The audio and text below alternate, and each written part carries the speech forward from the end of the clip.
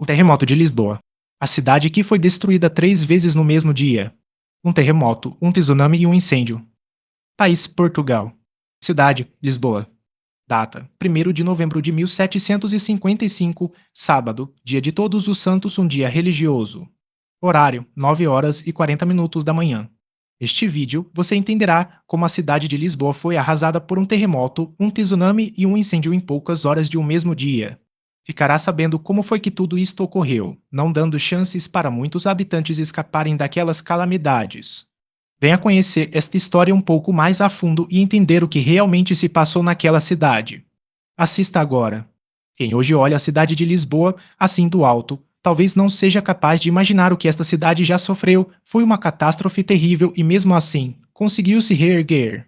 Fica até difícil de acreditar que tudo isto tenha ocorrido em um mesmo dia. Sim, é verdade. Lisboa passou por um terremoto fortíssimo, logo depois foi inundada por um tsunami devastador e, na sequência das tragédias, foi queimada por completa por um incêndio colossal que destruiu o que havia sobrado da cidade já tão arrasada.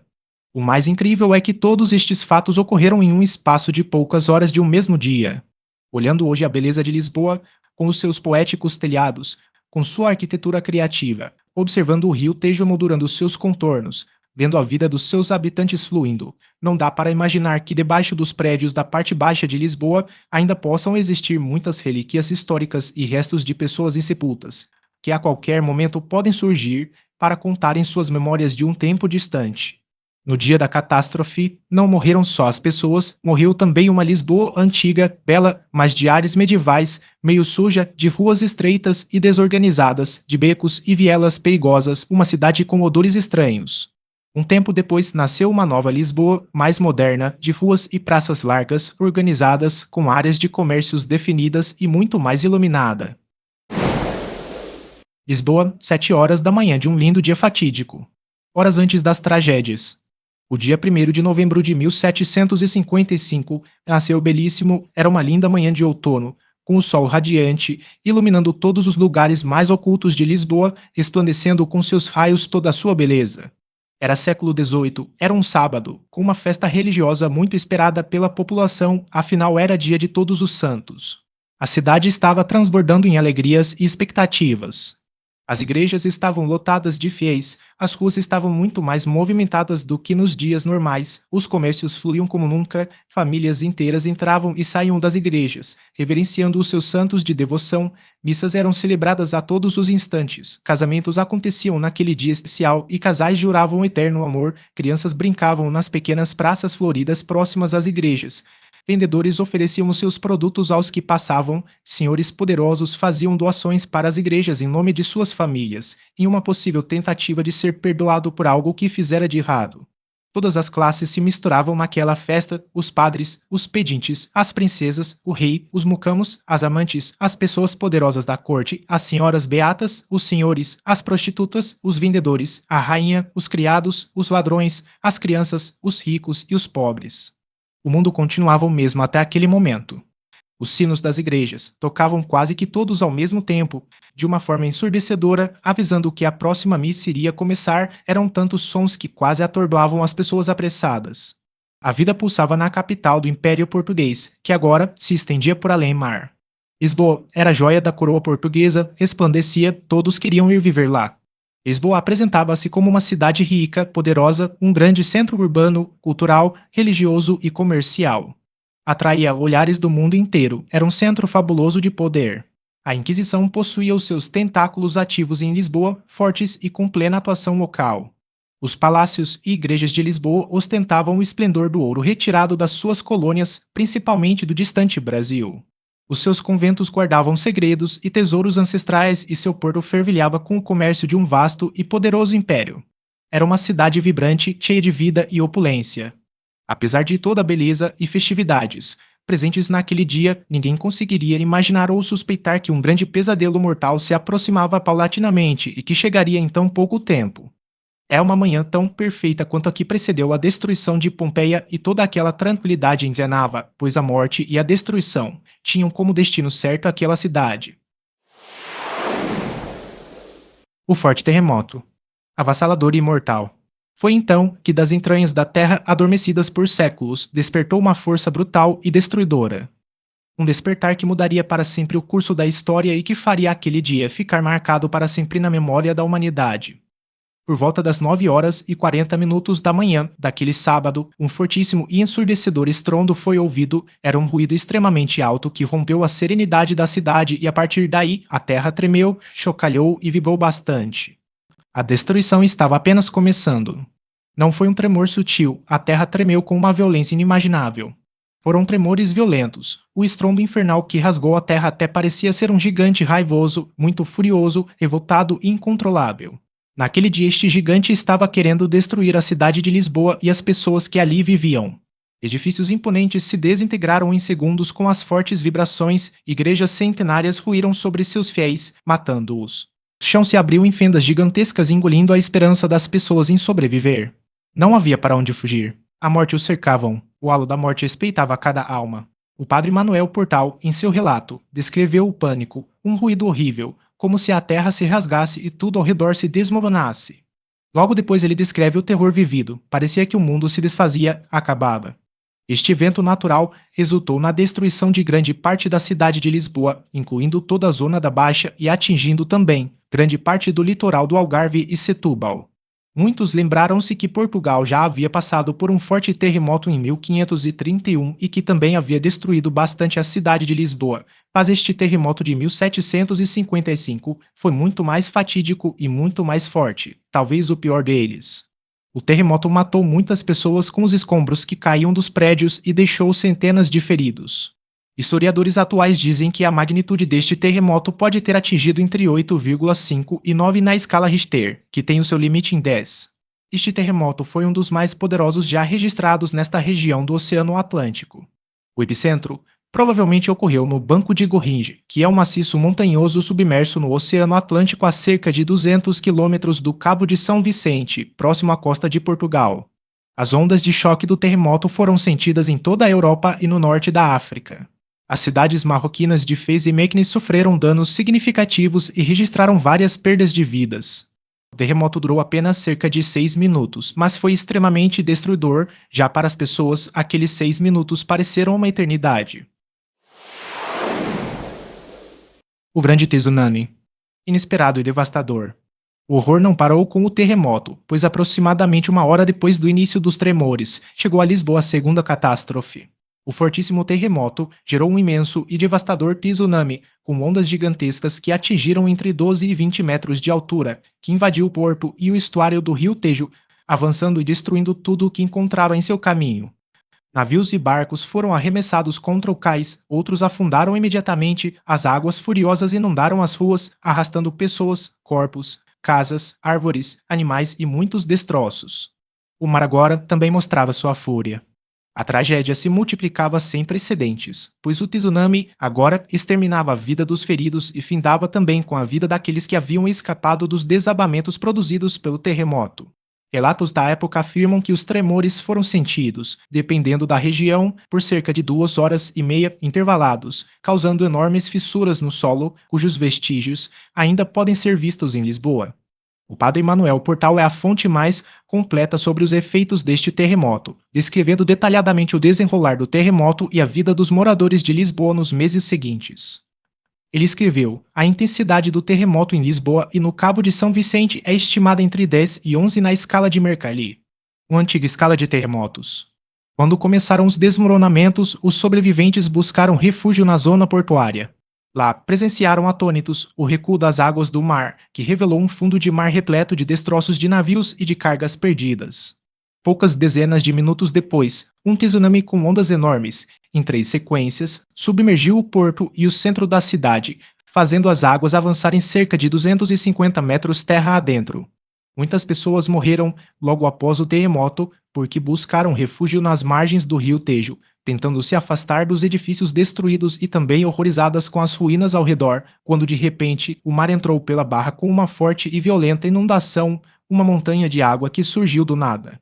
Haviam barcos superlotados com pessoas que tentavam fugir do caos de Lisboa para outras áreas. Estes barcos viraram e logo depois afundaram.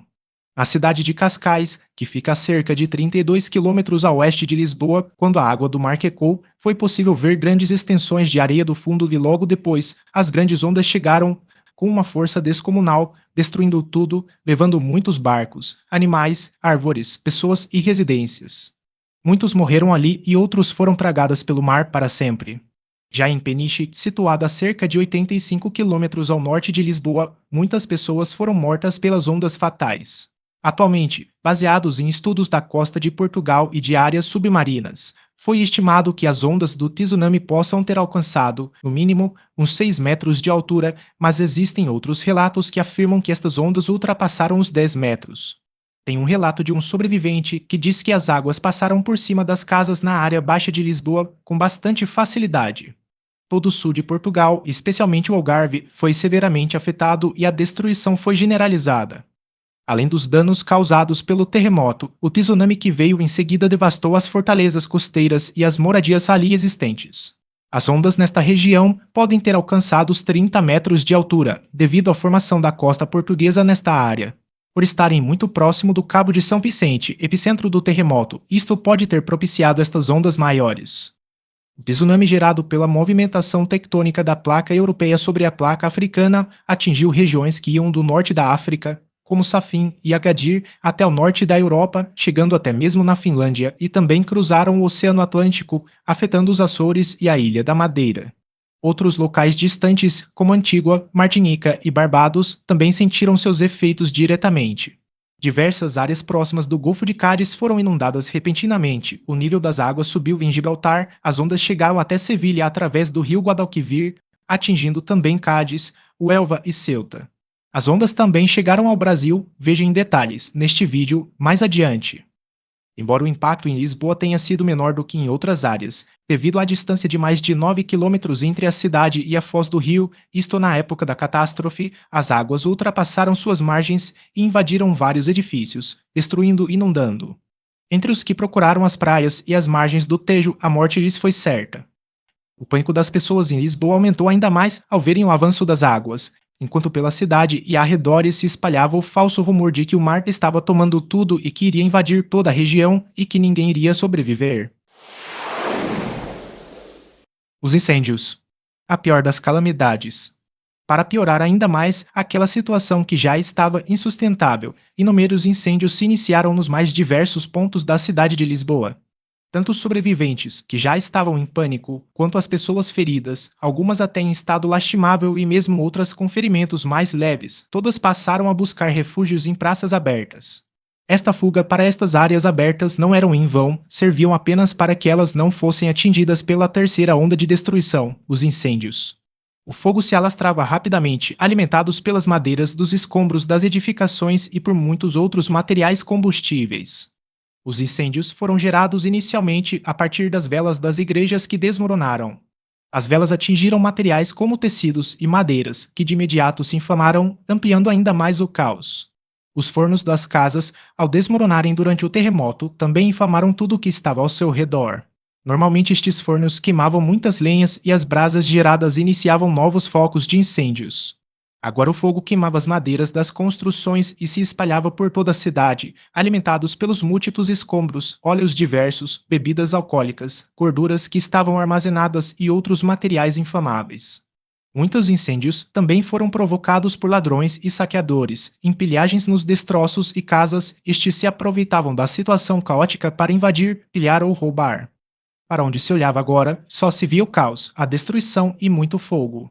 Naquela situação, o fogo se tornou um inimigo implacável, consumindo o que o terremoto e o tsunami haviam deixado de pé ou para trás.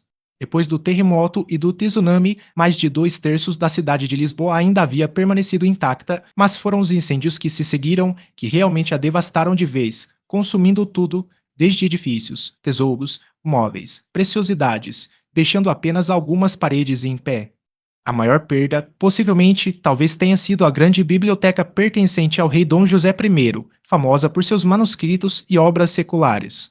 O relato do padre Manuel Portal continua e comenta o incêndio. Nas áreas que não foram afetadas pelo tsunami, o fogo se alastrou rapidamente e os incêndios duraram pelo menos 5 dias. Todos haviam fugido da cidade e não havia ninguém para apagá-los.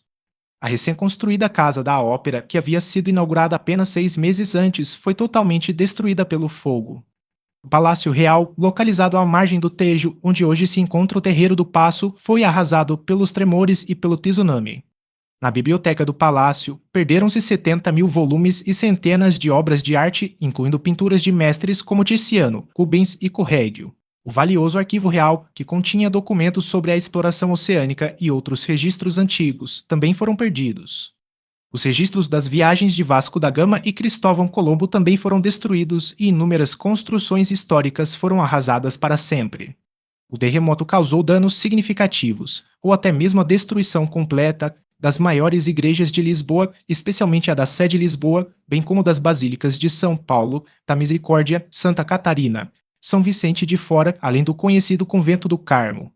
As igrejas foram as primeiras edificações a serem reconstruídas.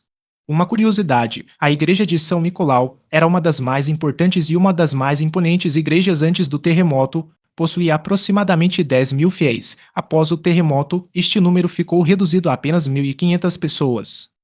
O Convento do Carmo, localizado no coração de Lisboa, era um importante marco arquitetônico e religioso na época do terremoto de 1755. Fundado no século XIV, o convento era conhecido por sua bela construção gótica e por abrigar a Ordem do Carmo. No dia do terremoto, o convento sofreu graves danos devido aos violentos tremores, que desabaram algumas de suas paredes e deixaram a estrutura em ruínas.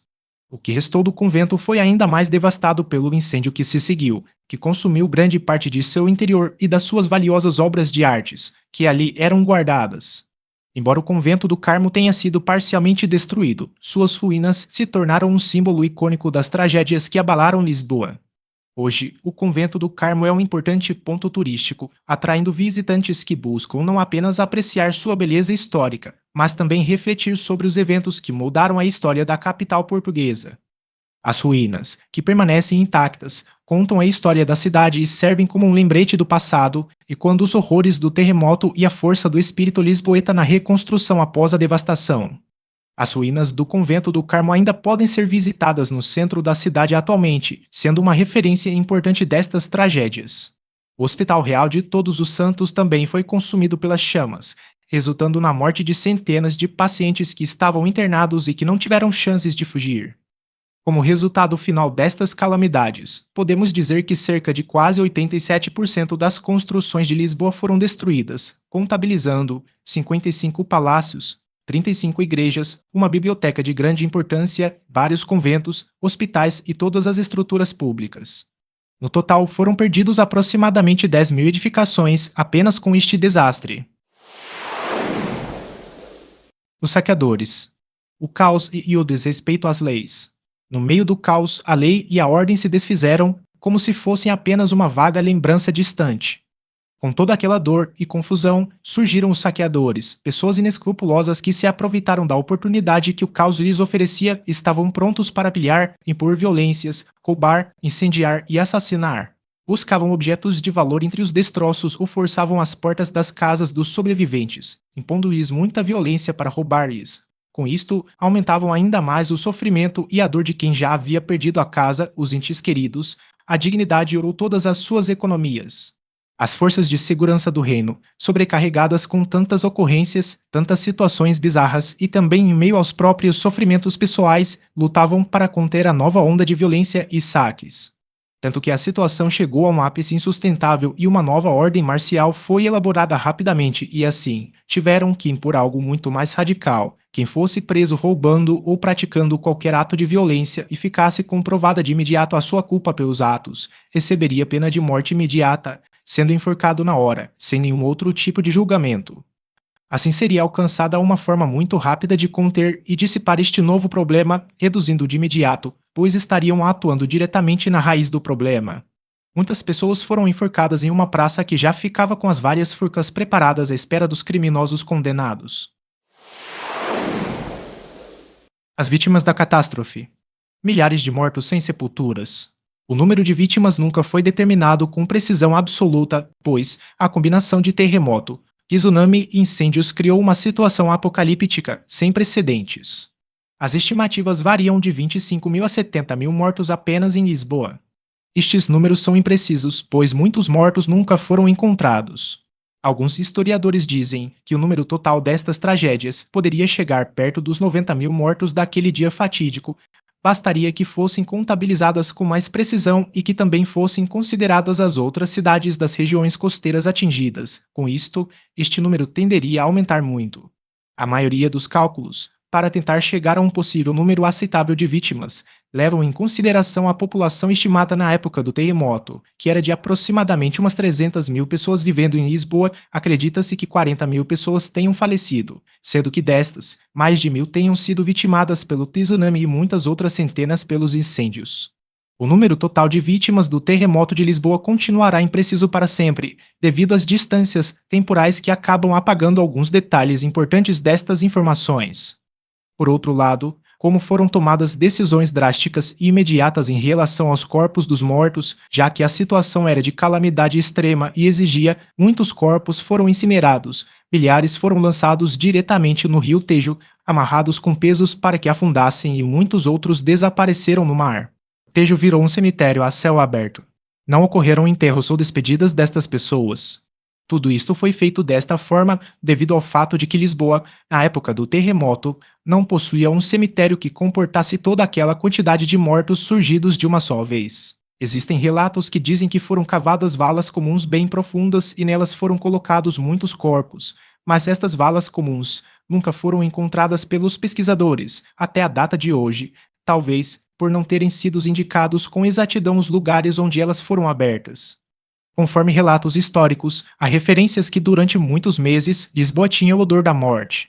Estas tragédias se estenderam muito além da capital portuguesa, atingindo Algarve e Setúbal com uma força devastadora. Sobreviventes descrevem cenas de horror absurdas, famílias separadas, corpos espalhados pelas ruas e a luta pela sobrevivência em meio aos escombros.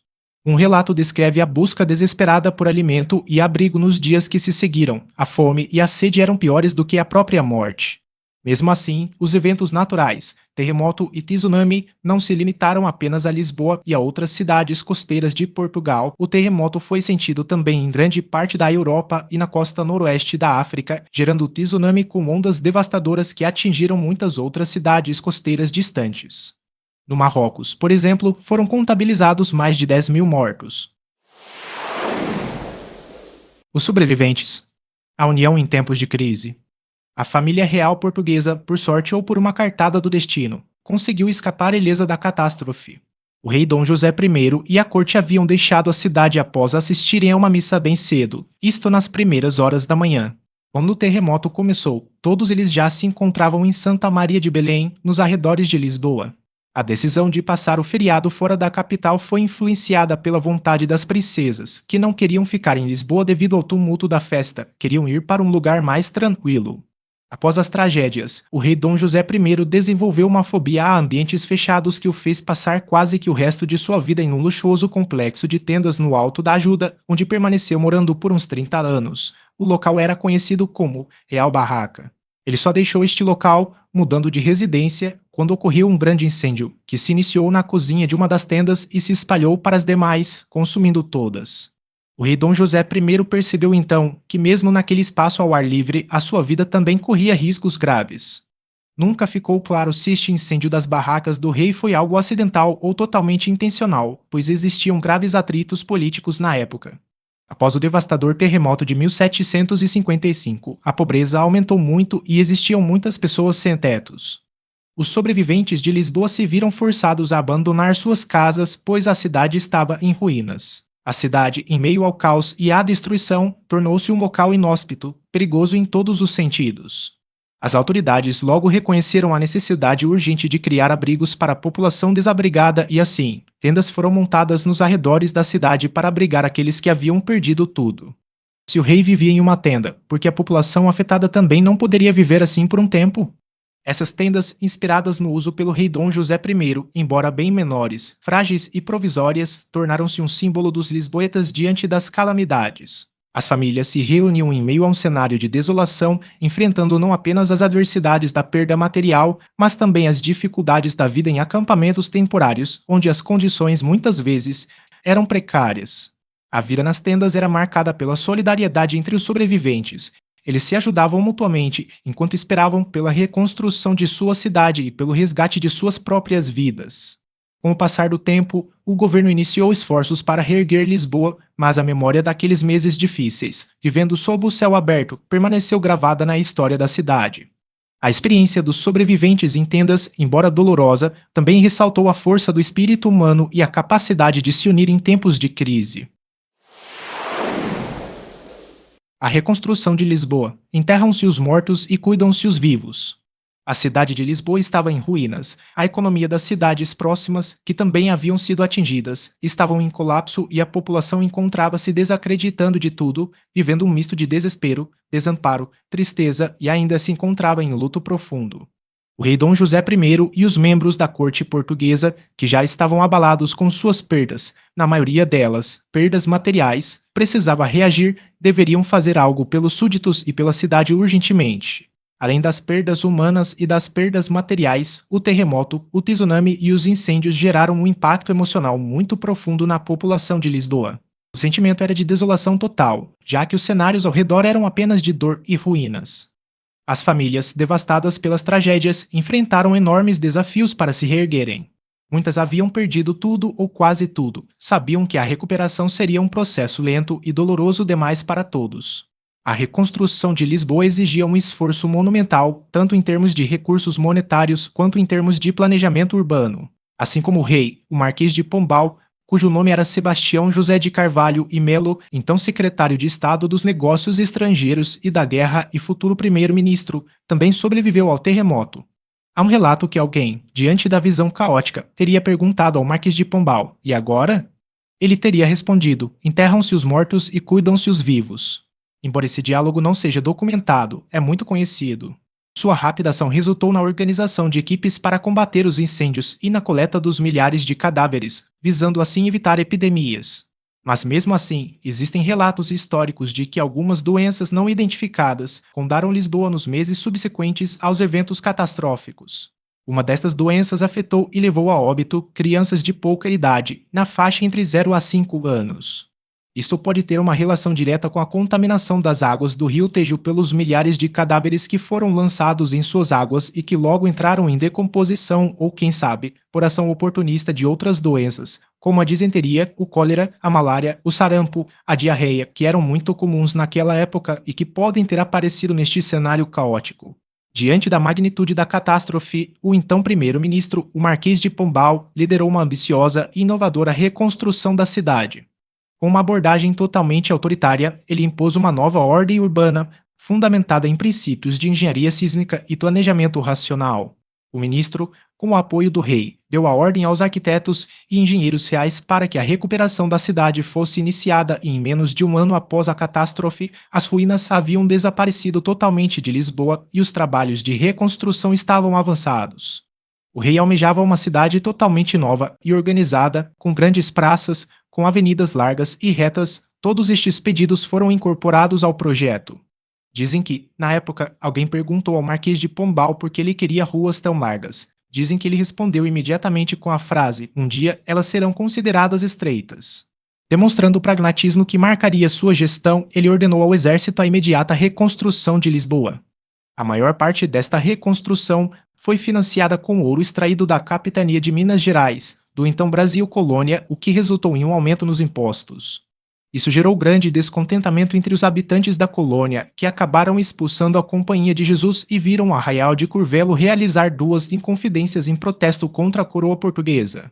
Nasciam ali os primeiros desejos de uma independência de Portugal.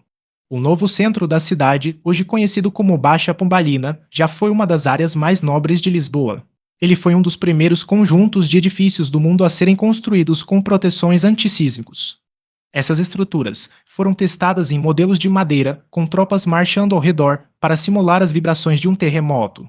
A este modelo chamaram de gaiola pombalina, que na verdade era uma grande armação de madeira encaixadas e cruzadas, que se tornava flexível em caso de vibrações extremas. Primeiro eram montadas as armações de madeira no formato do prédio e só depois é que elas eram recobertas com as camadas de argamassa que formariam as paredes e divisórias. Assim, nasceu a Baixa Pombalina, com suas ruas largas, suas praças imensas, seus edifícios resistentes e antissísmicos, e dos escombros de uma antiga cidade devastada, surgiu uma nova era para Lisboa. A Real Praça do Comércio passou a ser o novo centro do poder, sustentado pelo Marquês de Pombal. Com a ajuda de arquitetos e engenheiros, a cidade foi projetada para ser mais segura contra futuros desastres naturais. A nova arquitetura incorporou melhorias nas estruturas dos edifícios e nos sistemas de abastecimento de água e esgoto, visando minimizar os danos em caso de novos terremotos. Além disso, o evento levou a uma reflexão mais profunda sobre a relação entre o homem e a natureza. As tragédias motivaram debates sobre a necessidade de regulamentações mais rigorosas de construção e preparação para desastres, influenciando políticas que perduram até os dias atuais. Lisboa não apenas se reergueu, mas também se transformou em um símbolo da recuperação. Com o tempo, a cidade reconquistou seu status como um dos principais centros culturais e econômicos da Europa, celebrando sua rica história e a força de seu povo diante da adversidade. O legado do terremoto de 1755, embora doloroso, serviu como um catalisador para mudanças significativas que moldaram o futuro da cidade. As obras de recuperação de Lisboa só terminaram no século XIX. O questionamento religioso. O que aconteceu com a fé? O terremoto de Lisboa teve um impacto que ultrapassou a destruição da cidade e de seus edifícios. Lisboa era a capital de um país fortemente católico, com uma rica tradição de construção de conventos e igrejas, além de estar comprometida com a evangelização de suas colônias. O fato do terremoto ter ocorrido em um dia santo e de ter destruído várias igrejas importantes, onde muitos fiéis se reuniam para celebrar, levantou questões religiosas em toda a Europa. Para a mentalidade do século XVIII, isso foi visto como uma manifestação da ira divina e era algo extremamente difícil de compreender naquele instante. A pergunta era: por que tudo isso aconteceu com Lisboa? Existe um fato muito curioso que chama a atenção no meio de todos estes questionamentos. Um padre jesuíta italiano, pregador de sua fé e ativista chamado Gabriel Malagrida, escreveu um livro chamado Juízo da Verdadeira Causa do Terremoto, isto em 1756. Este mesmo padre também fundou abrigos para meninas de Lisboa. Malagrida vivia apregoando as suas ideias em uma Lisboa destruída, isto logo após as calamidades, tanto para uma parte da corte incomodada com os rumos políticos, quanto para o povo. Ele dizia que a cidade de Lisboa era um antro de perdição, que não deveria ser reconstruída, que o povo daquelas paragens haviam sido castigados, que a fúria divina era devido a tantas iniquidades e mortes geradas pela Inquisição, que aquilo tudo era o princípio das dores finais e que não havia mais jeito, já que as mãos de muitos lisboetas estavam sujas de sangue de muitos inocentes. Ele dizia e afirmava a todo instante que Lisboa não deveria ser reerguida jamais. Isto começou a atrair uma atenção pública e o povo comum começou a ouvi-lo. O fato chegou aos ouvidos do Marquês de Pombal e também ao rei Dom José I, que sentiram aquilo como uma forte ameaça a todo esforço dispensado para recuperar a cidade. De alguma forma, em conjunto com a Inquisição, conseguiram culpar o padre Gabriel Malagrida por heresias, por conspiração e alta traição, associando-o a uma tentativa de assassinato contra o rei, em 3 de setembro de 1758, quando o rei retornava da casa de sua amante. Diziam que este crime, supostamente, teria sido encomendado pela família dos Távoras, cujo padre tinha grandes ligações com a matriarca. A família dos Távoras, nesta época, perdeu vários membros, condenados e mortos de formas terríveis. Este fato chocou e calou toda a corte. Esta mesma Inquisição tratou de dar um fim ao pobre padre jesuíta. Esta história dos Távoras nunca ficou muito clara, pois, ao que tudo indica, existia uma guerra política entre eles e o Marquês de Pombal. Outra curiosidade: o padre Gabriel Malagrida chegou a viver no Brasil colônia, nos estados do Pará, Maranhão, Bahia e Pernambuco, isto de 1721 até 1754. Em 1750, ele esteve em Portugal para solicitar ao rei a permissão de atuar legalmente na colônia e também para conseguir recursos. No segundo semestre de 1754, ele retornou definitivamente para Portugal. Este padre foi a última pessoa a ser queimada viva pela Inquisição em Portugal, pois o fato gerou comoção e revolta no povo. Os governantes perceberam que aquele tipo de ato, naquele momento crítico, poderia transformar o povo em algo incontrolável, isto até mesmo com uma possível ajuda oculta de membros da corte não satisfeitos com a predileção do rei pelo Marquês de Pombal. Mais uma curiosidade: um homem chamado Cavaleiro de Oliveira, ou melhor, Chevalier d'Oliveira, escreveu um panfleto em francês, muito crítico chamado Discurso Patético sobre as atuais calamidades que ocorrem em Portugal, dirigido aos meus compatriotas e em particular à sua fiel majestade Dom José I, rei de Portugal. Por Chevalier de Oliveira, Londres, 1756. Oliveira era um português que vivia fora de Portugal, possivelmente na França ou na Inglaterra, já que seu livro foi escrito em francês, mas a edição é de Londres. Oliveira se dizia convertido ao protestantismo e criticava radicalmente a fé cega. Neste panfleto muito crítico, Oliveira atribui ao terremoto a ira divina, que havia sido iniciada pela falta de conhecimento das palavras de Deus e ao forte culto às imagens de santos. Dizia ele, a origem de todo este mal é que em Portugal bloqueou todas as entradas à lei de Deus, ao proibirem a leitura e a meditação da sua santa palavra fora das igrejas. Oliveira também dizia, Lisboa estava inundada pelo sangue inocente derramado pelos inquisidores. Ele achava que esta seria provavelmente uma das principais causas da ruína de Lisboa. E novamente, com o total apoio da Inquisição e também com a forte perseguição que existia naqueles tempos, tal ousadia fez com que Oliveira fosse processado, julgado e condenado. Oliveira teve mais sorte do que Gabriel Malagrida, já que foi condenado pela Inquisição, na forma in absentia, ou seja, sem a presença do réu, pois ele não vivia em Portugal. A Inquisição queimou uma estátua de Oliveira no Alto da Fé que foi celebrado no claustro do convento de São Domingos em 20 de setembro de 1761. A religião na época passou a ser muito questionada, assim como a Igreja, a Inquisição, esta devido às suas atuações que, mesmo assim, continuou agindo do mesmo jeito. O pensamento humano a partir daquele dia fatídico também mudou. Naquele momento o iluminismo se fixava na Europa. Os eventos de Lisboa tiveram um impacto político e socioeconômico profundo na sociedade portuguesa do século XVIII, gerando os primeiros estudos científicos sobre os efeitos de um terremoto em uma área extensa, assim, marcando o início da sismologia moderna, e também inspirou novas reflexões profundas sobre a natureza humana, sobre a fé cega e sobre o poder absoluto de um rei. O evento foi amplamente discutido por filósofos iluministas como Voltaire, inspirando importantes avanços na teodiceia e na filosofia do sublime. Impactos do terremoto de 1755 no Brasil. O Brasil sentiu os efeitos do terremoto? Será que o Brasil sentiu os efeitos desse terremoto e do tsunami resultante? A resposta é sim, embora não tenha sido um impacto devastador como foi em Lisboa, mas de forma indireta e com alguns registros históricos, sim, o tsunami foi sentido no Brasil.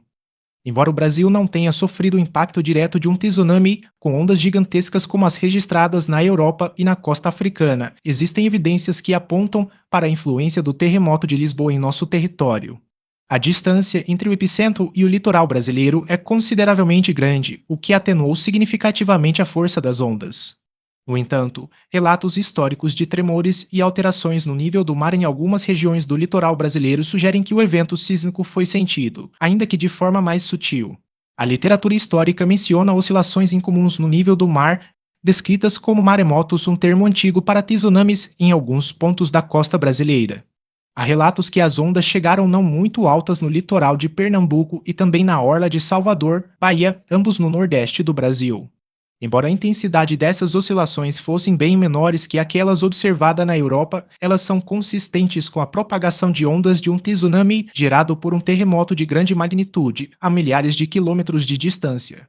A falta de registros detalhados e a imprecisão dos instrumentos de medição da época dificultam a quantificação precisa desses efeitos.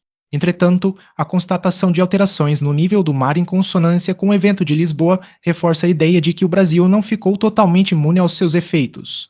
Esta história de Lisboa, repleta de dores e perdas, serve como um lembrete do poder da natureza e da capacidade humana de superar grandes adversidades. Sejamos fortes como o Aqueduto de Lisboa, o único que sobreviveu intacto a todas estas tragédias. O jornal Gazeta de Lisboa, na metade de novembro de 1755, noticiou em sua edição: o dia 1º do corrente ficará memorável a todos os séculos pelos terremotos e incêndios que arruinaram uma grande parte desta cidade. Deixe um like para ajudar a aumentar o alcance do canal. Inscreva-se e aumente seus conhecimentos. Se já for inscrito, clique no sininho para continuar recebendo as notificações do canal. Obrigado por sua atenção e até o próximo vídeo.